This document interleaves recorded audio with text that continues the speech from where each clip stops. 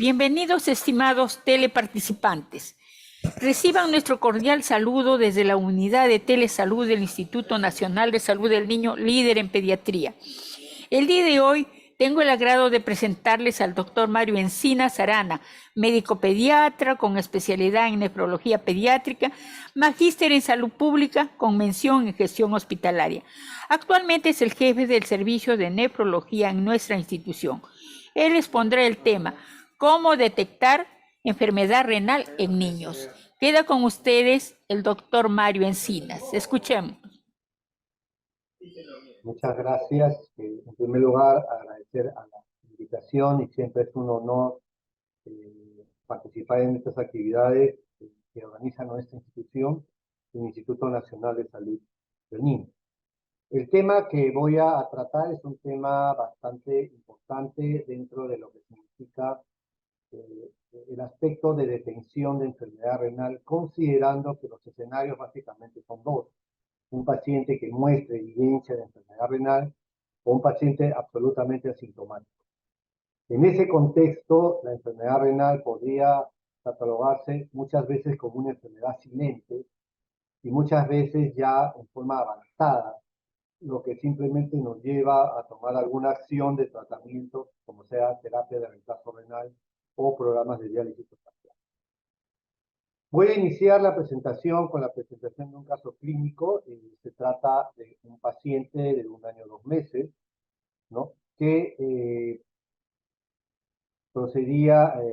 llamaría, con un tiempo de enfermedad de 6 días, ingresó con el antecedente de diarrea líquida, verdosa, fétida, sin moco, sin sangre, el número de 2 cámaras, motivo por el cual he llevado al médico que indica sales de dehidratación y proceso.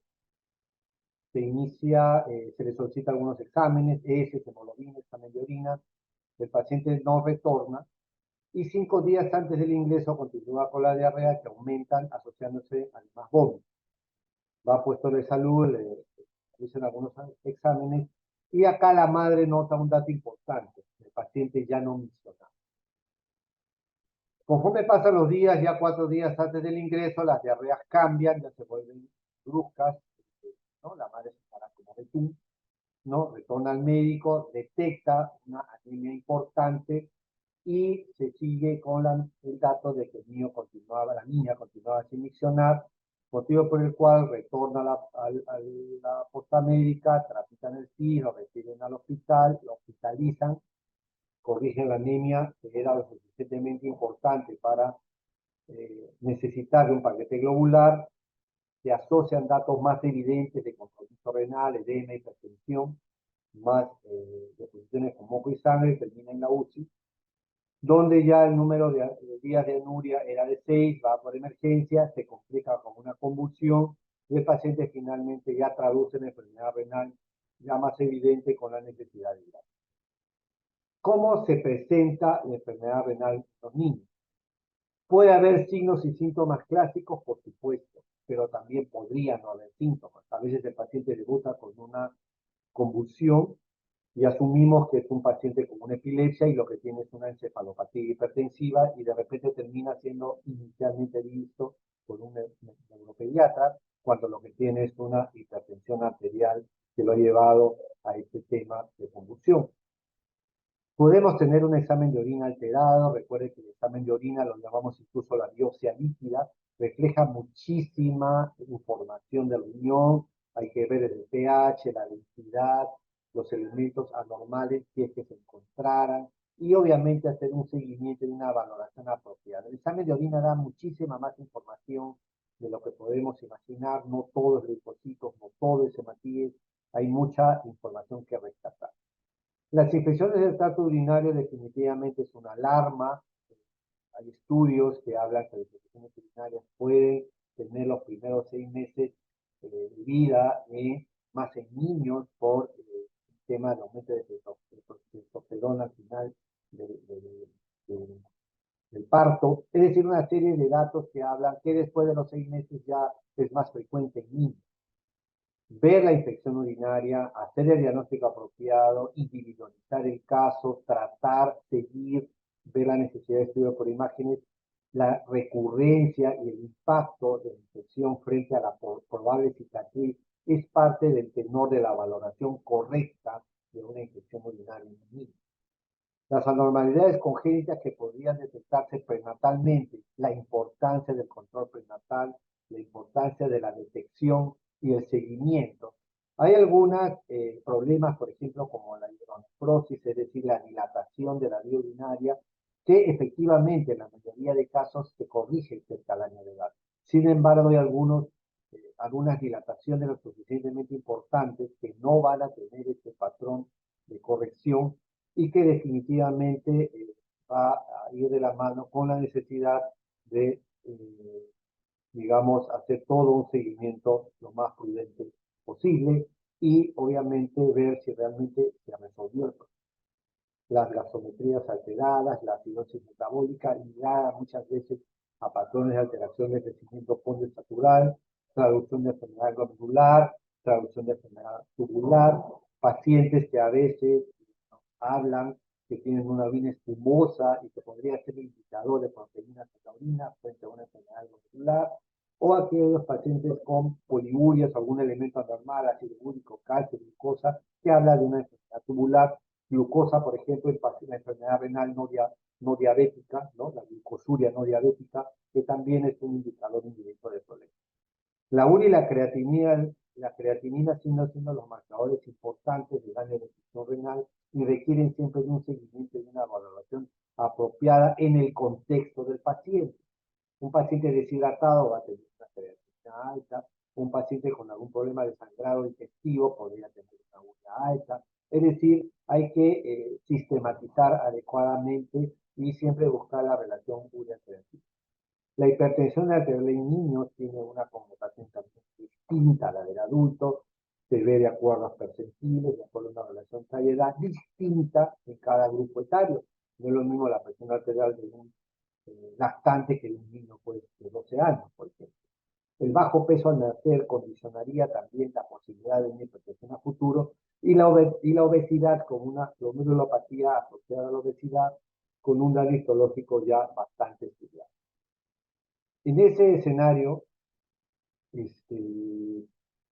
debemos considerar que la enfermedad renal podría traducirse de una manera macro a través de una hematuria dentro de un síndrome nefrítico, a través de una proteinura dentro de un síndrome nefrótico, y finalmente esta visión macroscópica, panorámica, para utilizar un término más apropiado, puede llevar a la insuficiencia renal, que es básicamente el tema que tenemos que evitar en los pacientes.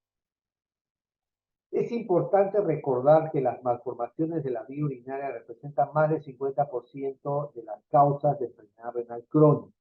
Y estas entidades con alteraciones en el desarrollo embriológico requieren de una valoración importante tratando de sistematizar en el estudio imagenológico si tenemos pues los dos riñones, los uréteres, una localización e implantación adecuada, la vejiga y la uretra.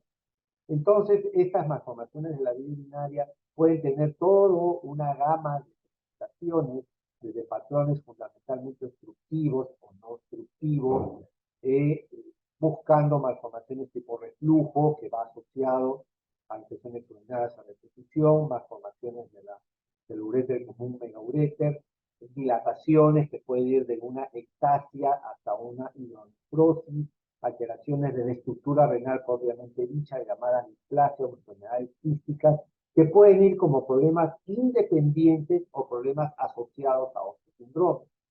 Dentro de lo que es el riñón propiamente dicho, podríamos encontrar un riñón que no está, que es la insuficiencia renal, una hipoplasia renal, y siempre la posibilidad de la posición renal frente a riñones ectópicos, fuera de su sitio, riñón en herradura, o mal rotaciones del riñón, que en algunos casos pueda dar algún tipo de sintomatología. Esta modificación de la estructura renal es importante y puede valorarse con un estudio prenatal apropiado con una ecografía renal. Y obviamente es importante hacer un seguimiento. Me permito adelantar que toda la clave de la identificación de problemas, malformaciones importantes que podrían estar dentro de un concepto de un síndrome, alteraciones estructurales del riñón, requieren Las anomalías congénitas del tracto urinario, como he mencionado y reitero, representan más del 50 a 60% de las causas de los pacientes que llegan a enfermedad renal crónica. Las causas glomerulares representan del 10 al 20% y otros trastornos como trastornos genéticos representan del 20 al 30%. En todos este tipo de problemas vamos a tener que recordar siempre un paradigma importante. El riñón está dentro de un sistema. El problema de la vía urinaria puede entrar dentro del sistema renal, es decir, los dos riñones, dentro del uréter, dentro de la vejiga o dentro del... Cualquier alteración o problema en cualquiera de estas cuatro estructuras va a repercutir en forma negativa sobre el resto de estructuras. Entonces, el concepto del sistema No, no importa, los ejercicios son bonitos también. forma importante en cualquier etiología. Cuando hablamos de problema renal, fundamentalmente hablamos de los tips renales. Cuando yo puedo sospechar que el paciente, obviamente un paciente que está con alguna patología o alguna enfermedad, podría tener algún tipo de manifestación renal, tenemos básicamente tres. Uno es la presencia del edema, que puede ser un edema generalizado, un edema localizado, la hipertensión arterial, generalmente volumen dependiente, y alteraciones del patrón de diuresis. Está orinando adecuadamente, la orina tiene una característica diferente a la habitual, es una orina rojiza, es pura sangre, tiene coágulos, está orinando en el volumen habitual, está dejando de orinar.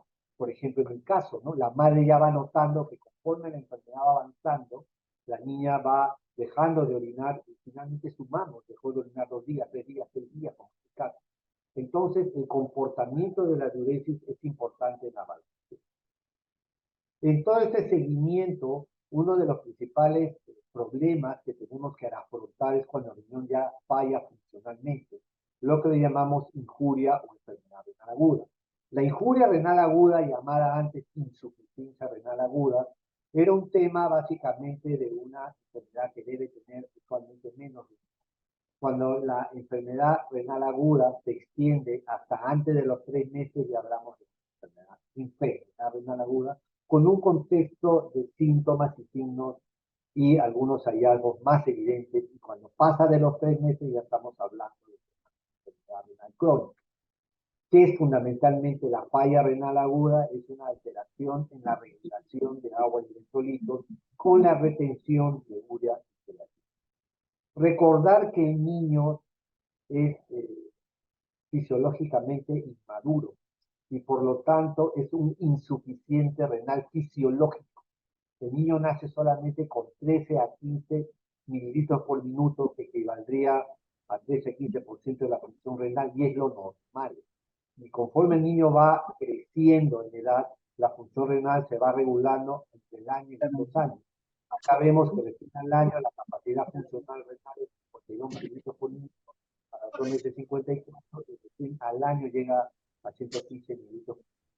Entonces es importante recordar esta insuficiencia renal fisiológica debe de tener una valoración para el clínico, sobre todo cuando se enfrenta enfermedades importantes. El riñón es muy sensible a la hipoxia, es decir, a la falta de oxígeno. Factores hemodinámicos, factores de zona, repercusión celular y metabólica, pues algún grupo de factores de recuperación, va de la mano que el daño celular, la injuria celular por la falla renal de cualquier causa, va a generar una respuesta inflamatoria y el temor y el peligro del impacto de la injuria celular puede terminar en una fibrosis irreversible y llevar finalmente al paciente a una enfermedad renal crónica. Esta secuencia, este gráfico, lo que trata básicamente es de transmitir que frente a un riñón aparentemente normal, este puede ser sobre todo a diferentes riesgos, ¿no? Por ejemplo, una cirugía cardíaca prolongada, una deshidratación severa con shock, utilización de drogas nefrotóxicas sin control, la automedicación, o utilizar drogas o fármacos sin regulación, considerando la función renal, va a generar finalmente un daño, ¿no? Este riesgo frente a un riñón aparentemente normal, va a generar un daño, y cómo se va a reflejar el daño en una disminución de la funcionalidad que se traduce en una tasa de filtración glomerular que empieza a deteriorarse y llevar a una insuficiencia renal. Sabemos de que si este daño o injuria renal ocurre por debajo de los 3 meses, estamos hablando de un daño agudo, potencialmente reversible, dependiendo siempre del impacto que pueda ocasionar, o si esto tiene más de 3 meses, estamos hablando de una enfermedad renal crónica. En las definiciones de lo que es la falla renal aguda, ha habido muchas situaciones tratando de conceptuar los conceptos. Generalmente se han manejado 3 conceptos que el médico debe siempre valorar.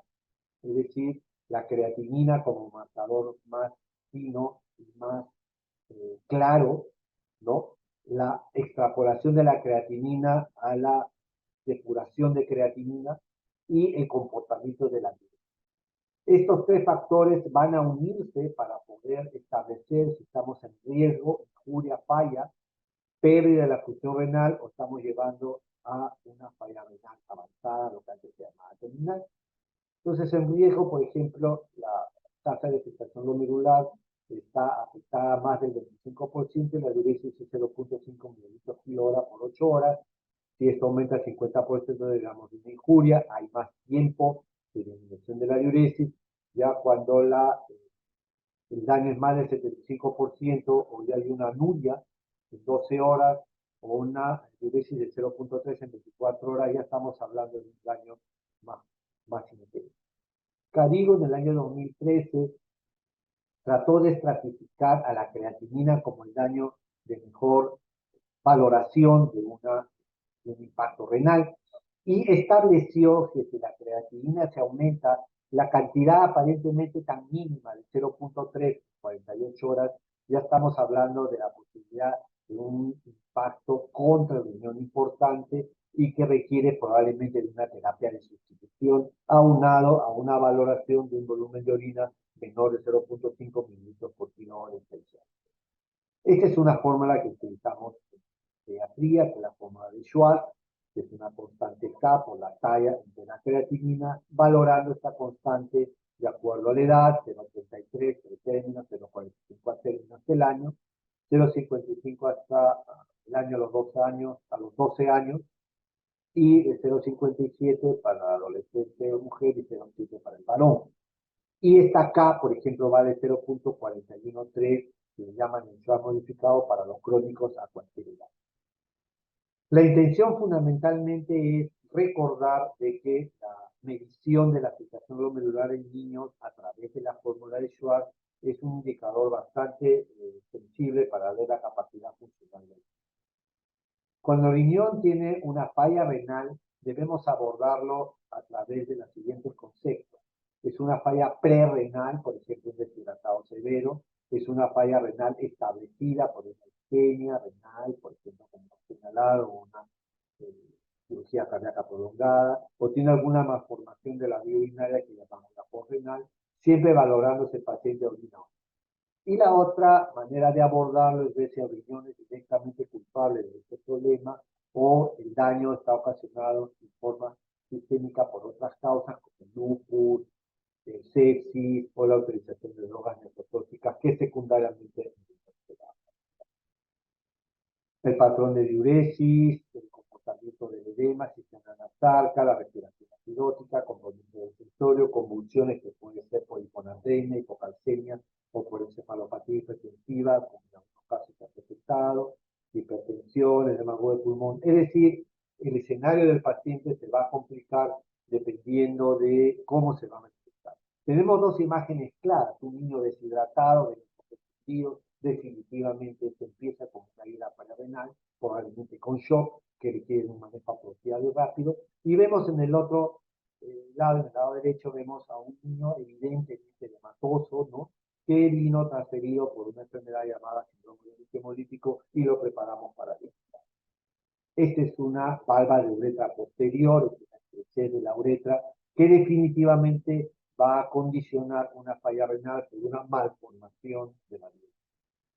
Los exámenes auxiliares acompañan al estudio de la insuficiencia renal o de la insuficiencia renal, urea creatinina, citrato alto, trastorno de sodio, de potasio, acidosis metabólica, calcio bajo, fósforo alto, es decir, una serie de alteraciones que tenemos que ir valorando a través de los exámenes auxiliares y obviamente el estudio imagenológico a la cabeza, la ecografía, va a permitir darnos el panorama adecuado si tenemos los riñones del tamaño adecuado o ecográficamente alguna malformación como alguna dilatación o abajo vemos la presencia de quistes, que es el reemplazo del tejido renal por quistes que van a definitivamente llevar, si en los dos riñones, a una enfermedad poliquística y a una falla renal crónica en la vida.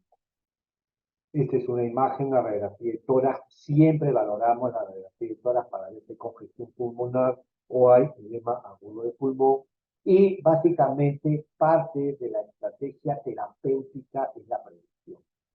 Los nefrólogos se quejan, no sin razón, y también se quejaron en la época del COVID, porque generalmente hay una direccionabilidad hacia el problema principal, ¿no?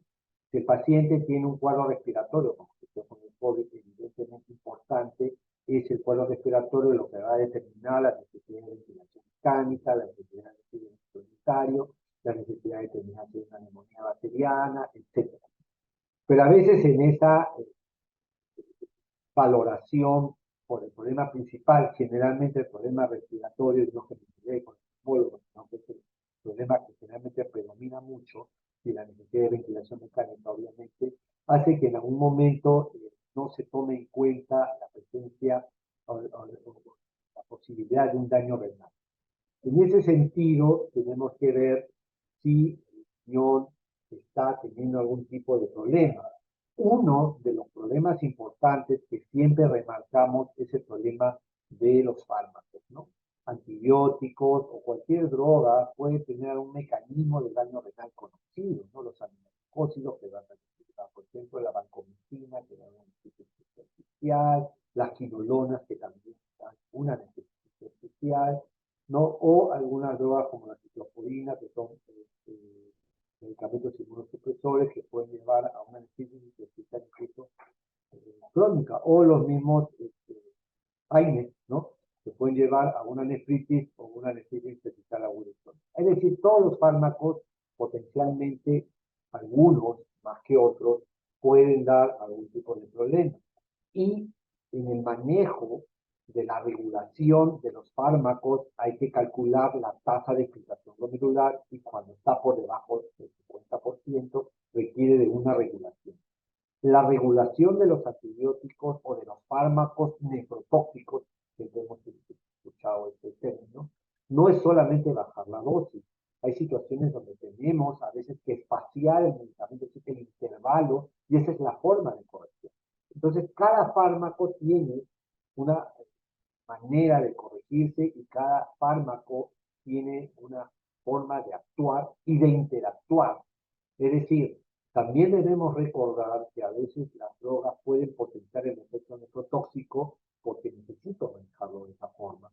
Pero tengo que valorar que estoy utilizando medicamentos que van a hacer sufrir al riñón, ¿no? Así el riñón a veces también sufre. Y esto va de la mano con la necesidad de hacer una apropiada conocimiento de los fármacos, recordando siempre la interacción. Entonces hay que ver el balance especial, ¿no? El estado de hidratación del paciente, tiene edema, no tiene edema, tiene hipertensión, cómo está la placa de tórax, orina, no orina, el aspecto nutricional clave para poder realizar algún tipo de mejora en el paciente, en el sentido pues tiene un riesgo más alto, un perfil más alto de riesgo de muerte, ¿no? La restricción proteica que ahorita está siendo algo cuestionada, se está tratando de dar más proteínas a los niños para tratar de evitar este concepto de lo que es el aporte nutricional, la dieta hipercalórica, y hemos hablado de la regulación farmacológica, cuidado con el sodio, el acuacrito, como lo mencionan algunas literaturas, ver que el sodio cuando está por debajo de 120, a unas literaturas abajo por debajo de 125, ya puede el paciente presentar un tipo de problema más peligroso, el que más asusta es la convulsión, y la corrección ya no está cada vez más amplia, sino más reducida. Se recomienda que realmente debemos corregir la hiponatremia o la hipernatremia no más de 7 a 8 medicamentos por día, ¿no? Y la hipernatremia requiere del tratamiento de agua. Calcio, potasio, hipocalcemia puede generar convulsiones también, la relación calcio-fósforo para tomar alguna terapéutica. Recordar que la hipocalcemia puede ser refractaria cuando hay hipomagnesemia, y el potasio, pues por la repercusión a nivel cardíaco, tiene una alta repercusión a vida del paciente.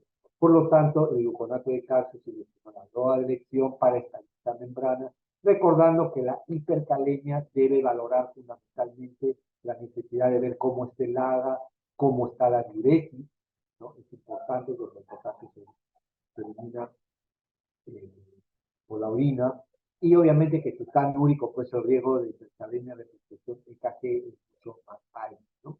Recordar que tenemos otras opciones que acompañan al tratamiento, calesalate, régimen betameliónico, bicarbonato, nebulizaciones o soluciones polarizantes como deslozamiento. La acidosis metabólica requiere de una corrección con bicarbonato. Recordar que el bicarbonato de sodio, recordar en psicología que cualquier acción terapéutica va de la mano con una repercusión también a nivel del medio interno. El bicarbonato de sodio, se va a bajar el sodio, el bicarbonato va a bajar el potasio, y las infecciones siempre nos hacen los bebés. A veces cuando nos hemos esforzado tanto para estabilizar al paciente, las infecciones a veces por la gran respuesta inflamatoria nos dan problemas serios.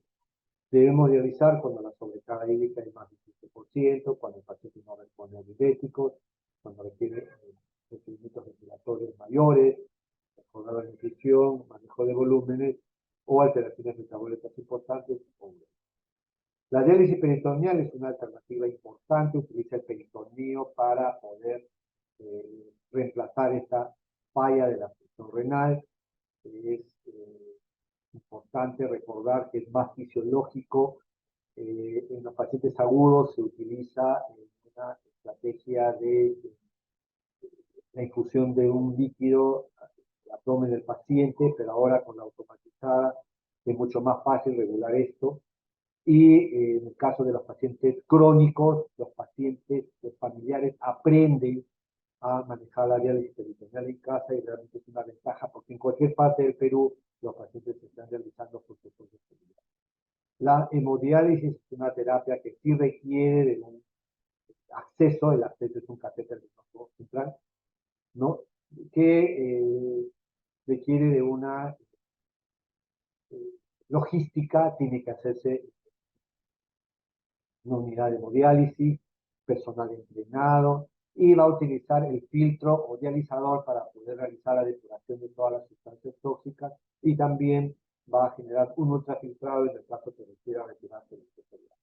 La hemofiltración, que es otra técnica, es otro proceso extracorpóreo, ¿no? Que se utiliza en niños pequeños fundamentalmente para una serie de indicaciones, pero es más lento y va a permitir la depuración y también el ultrafiltrado de una manera más eficiente, con la gran ventaja que no requiere de una limitación en cuanto al peso, porque con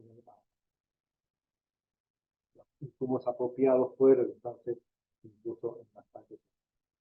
La enfermedad renal crónica ya hemos señalado, es un daño renal más de 3 meses, con anormalidades sanguíneas y patológicas que puedan requerir de renal.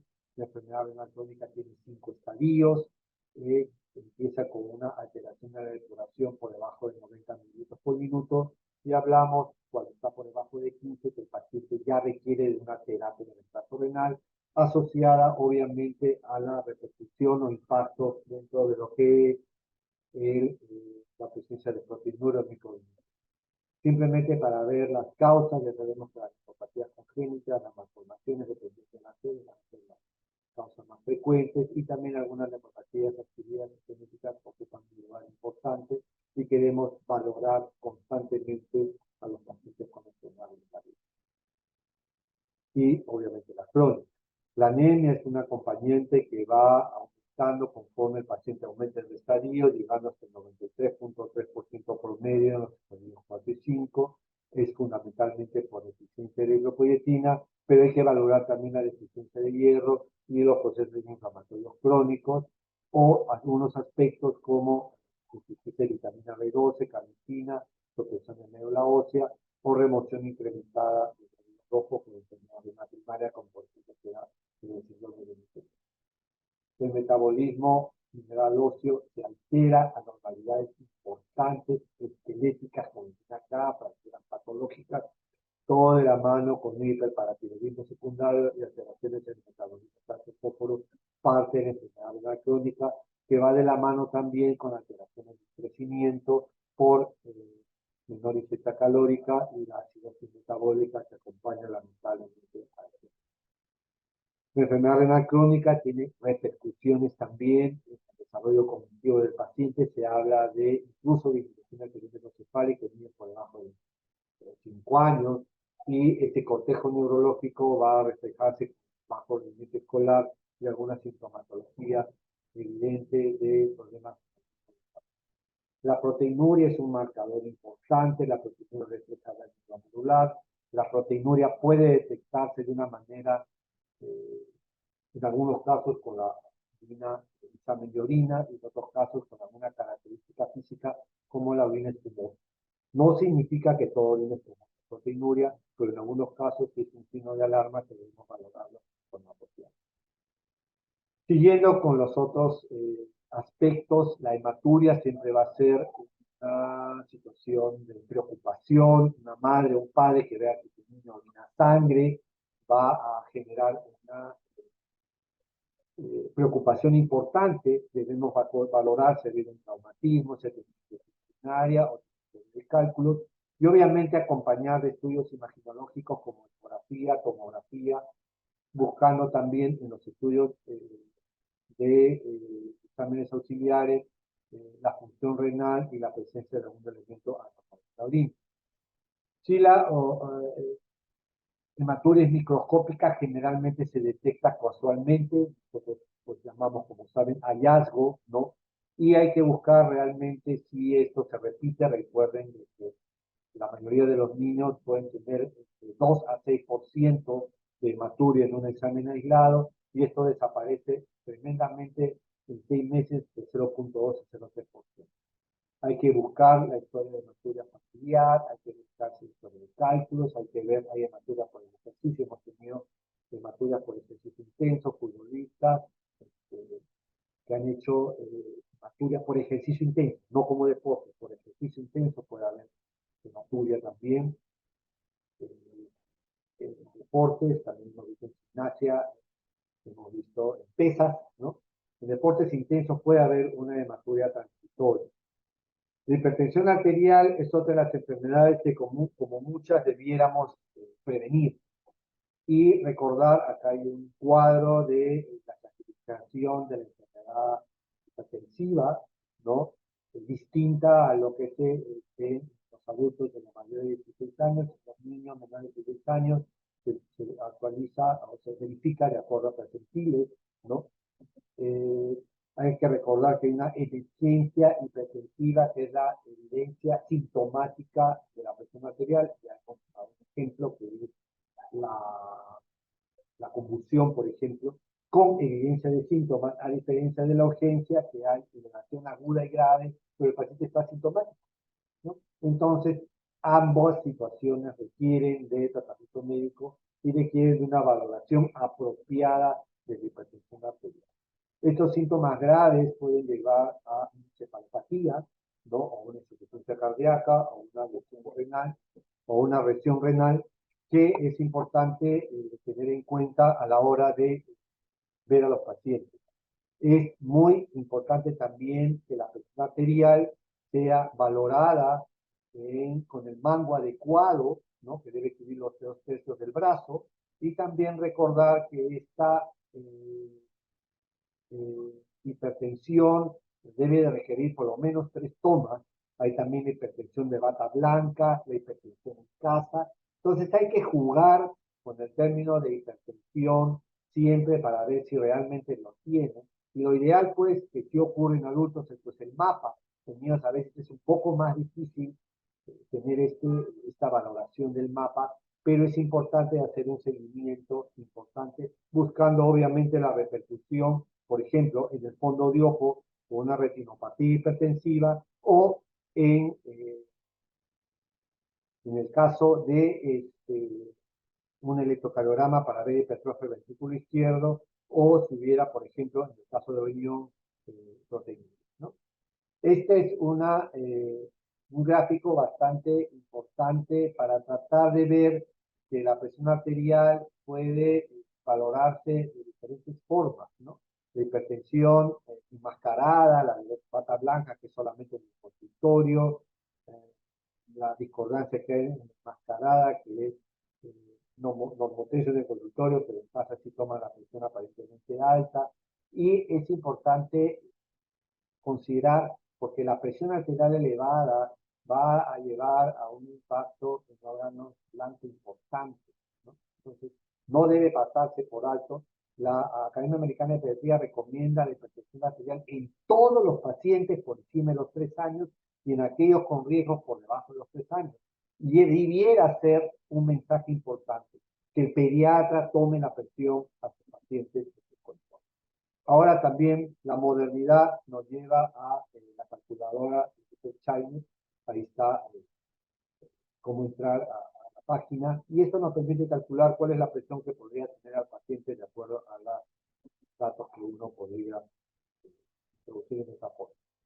En el desarrollo de la enfermedad renal crónica, entonces van a entrar factores genéticos, perinatales, factores propios de malformación de la vía urinaria, enfermedades que van a dar definitivamente daño renal. Ahora estamos viendo más chicos diabéticos que no veíamos antes.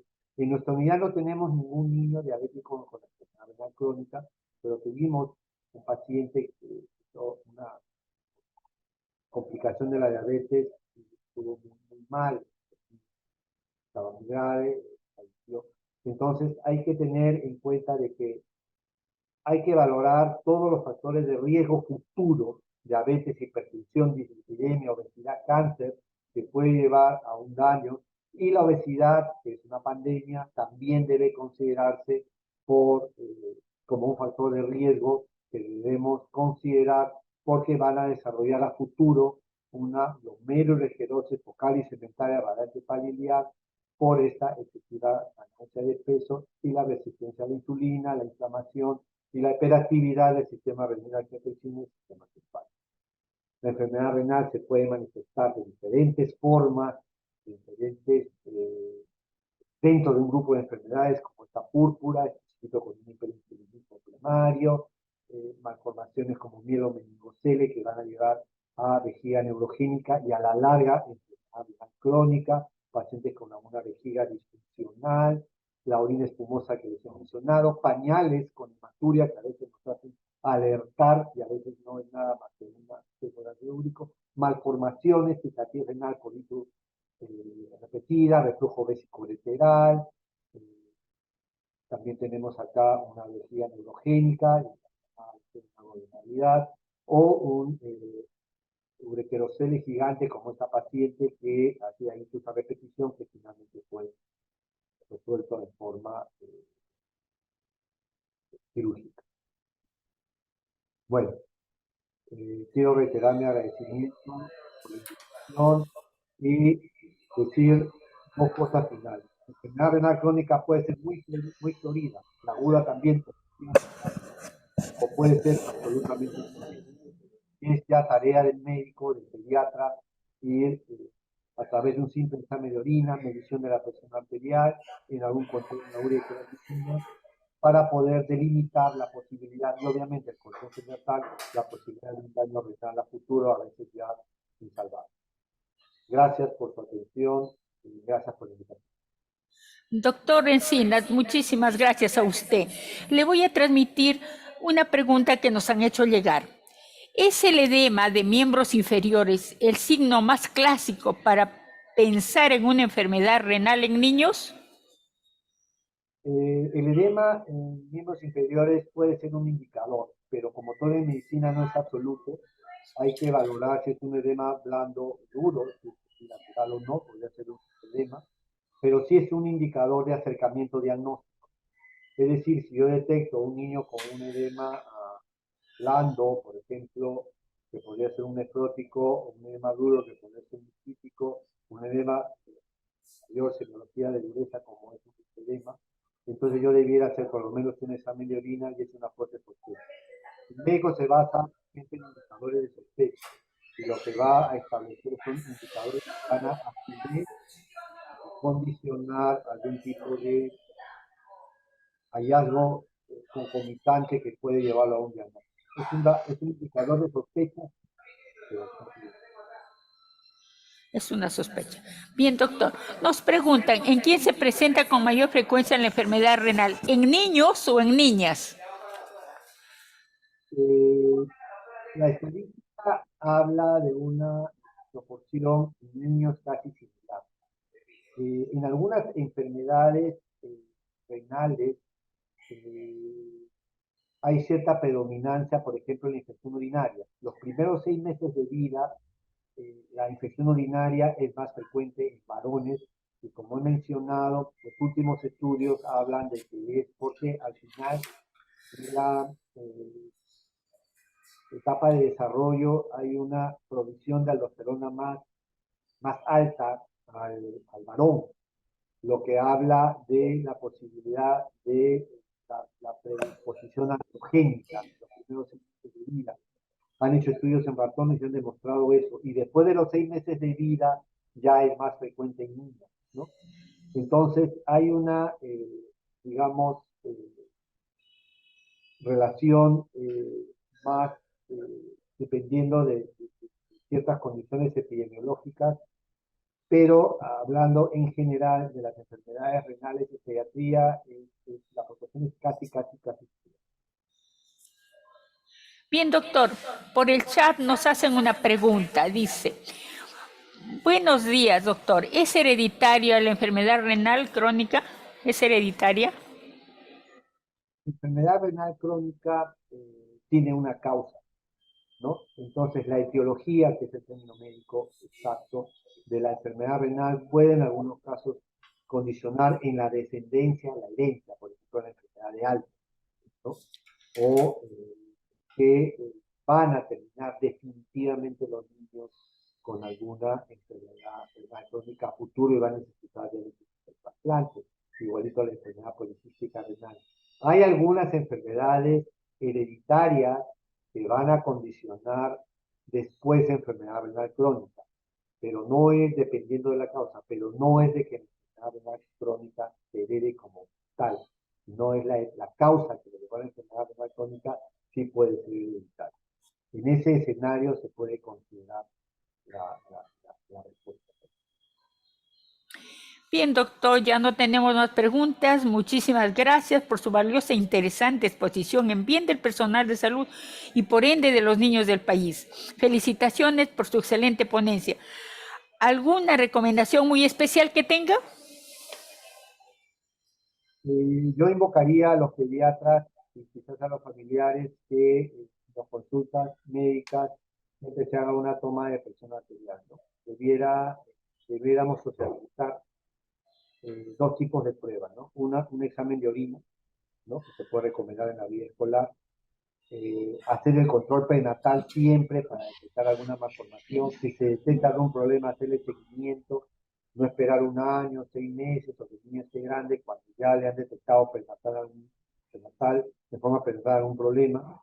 Y el examen de orina, la toma de la presión arterial, es parte de la evaluación del pediatra que debiéramos introducir siempre en nuestros controles con nuestros niños, ¿no? Y recordar que la enfermedad puede ser silente, entonces hay que buscarla. Bien, doctor. Agradecemos a quienes se conectaron con nosotros el día de hoy y les recordamos que este tema queda colgado en la página web y canal de YouTube de Telesalud del Instituto Nacional de Salud del Niño, donde pueden visualizarlo libremente. Muy buenas tardes a todos.